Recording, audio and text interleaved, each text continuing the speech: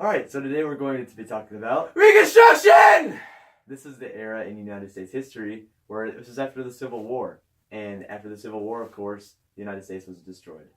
So unfortunately, with all of the hurt relations between the North and South, a lot of new ideas and a lot of new government practices were put in place to try and help mend those relationships and start to try and piece back together what was lost. Alright, so at the end of the Civil War era, the South was heavily damaged with the transportation systems, the railroad systems, as well as roads across the south part of the United States. So by the end of the Civil War, the South had much damage to the factories, farms, and roads that the South had. And the way that it was destroyed was because of the Civil War, of course. After the Civil War, the South was hopeful when the Reconstruction era occurred, thinking that it would be helpful to rebuild the South, but of course that wasn't the purpose. The purpose was more of bringing the South into the Union as part of acceptance after the Civil War. In the South after the Civil War, it was very damaged, and the relations between people and the North and the South were damaged as well.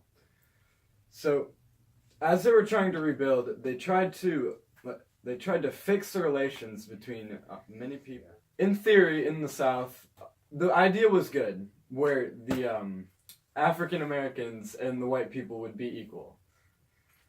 But with banks, government, and laws, they couldn't truly be equal. With laws like grandfather laws and reading tests, it was hard for the African Americans to vote.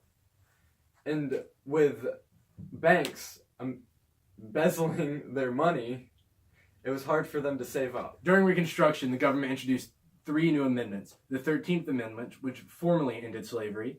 The 14th Amendment, which granted and protected freemen rights, but not explicitly women's rights. And the 15th Amendment, which guaranteed voting rights to all men. So African Americans did make social and political progress during Reconstruction. However, they made very little economic progress. Despite this fact, the Freedmen's Bureau helped out negotiate labor to protect the rights of freedmen and allow them to give them the right to vote, and provided a system of courts to protect the rights of freedmen. And while this was going on, the Freedmen's Bureau also distributed lands to parcel to former slaves.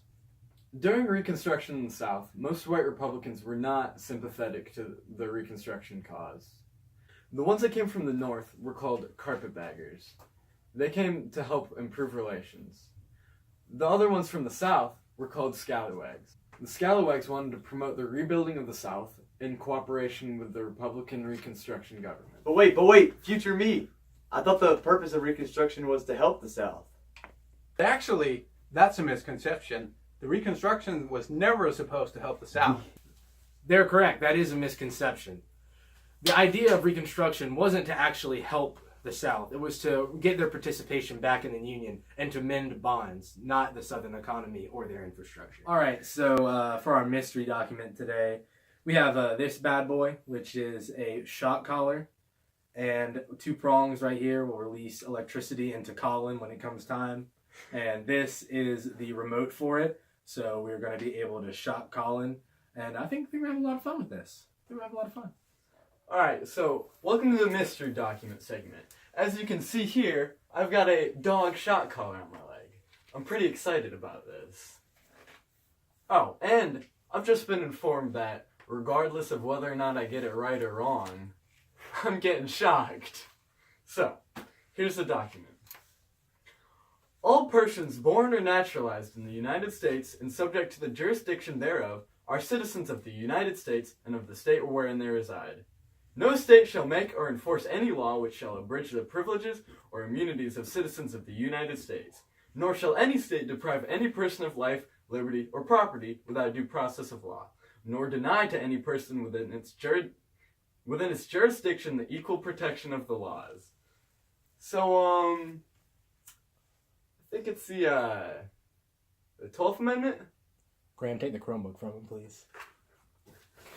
That's wrong. It was the 14th Amendment. Oh, shit!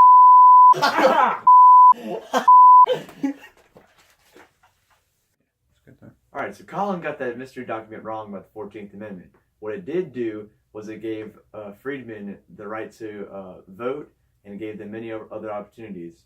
And along with the 13th and 15th Amendments, freedom, suffrage, and as well as citizenship, these were rights granted to African Americans at this time.